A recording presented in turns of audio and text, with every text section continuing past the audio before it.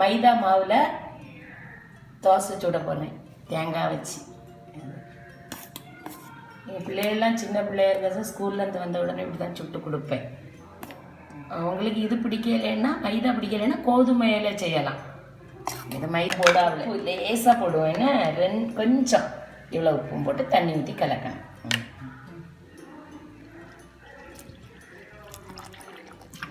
எல்லாரும் கரண்டி போட்டு கலக்குவாங்க.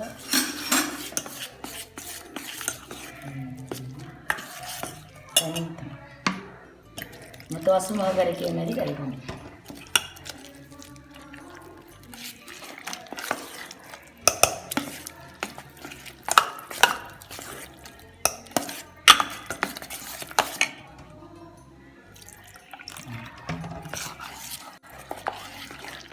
முந்தி சின்ன பிள்ளைங்க தோசை கல் ஃபுல்லாக வைப்பேன் பெருசாக.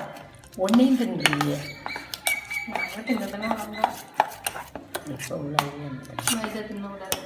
அதெல்லாம் சும்மா சொல்லுவாங்க. சின்ன பிள்ளைங்க எத்தனை 30 வருஷத்துக்கு முன்னே என்ன சொல்ல 5, 6 படிக்கும்போது 2 படிக்கும்போது நீங்கள் சாயங்காலம் வரும்போது இதுதான் கடுந்தியாயிலையும் போட்டு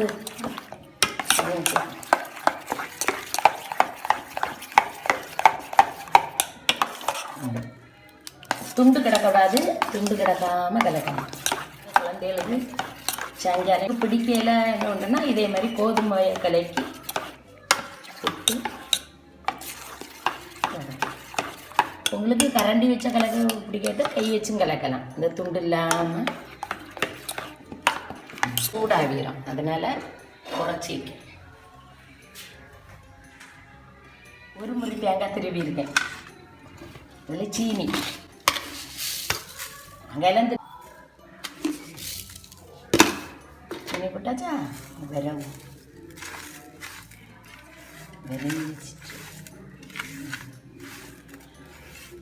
தேங்காய் வச்சு சுடலாம்.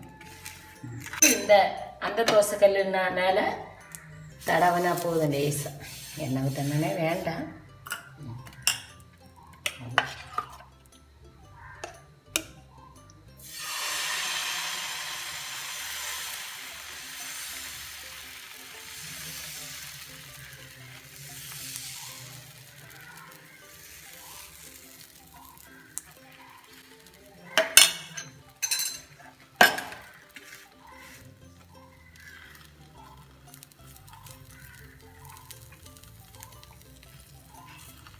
போடக்கூடாது, அப்படியே அது வெந்துடும். கொஞ்சம் எண்ணெய் ஊற்றிக்கலாம். வெந்துட்டு இப்போமே வெந்துட்டு இனி இதை என்ன செய்யணும்?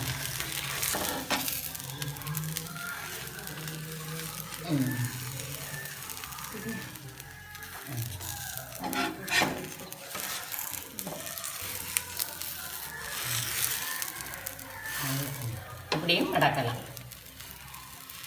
ஆனால் இது வலுவு ரப்பர் மாதிரி. ஆனால் இது இப்படி இருந்தால் கொஞ்சம் கரிஞ்சு மொறுமொறாக இருக்கும்.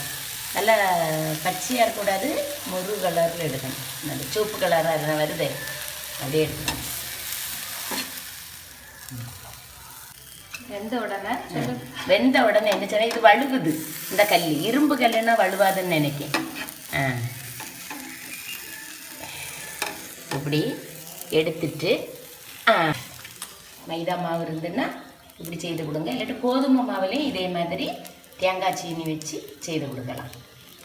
சீனி வேண்டாட்டு சர்க்கரை போட்டு கொடுக்கலாம். சில பிள்ளைங்களுக்கு பிடிக்காதுன்னா நீங்கள் இது வச்சு கொடுக்கலாம். சுட்டுட்டேன்.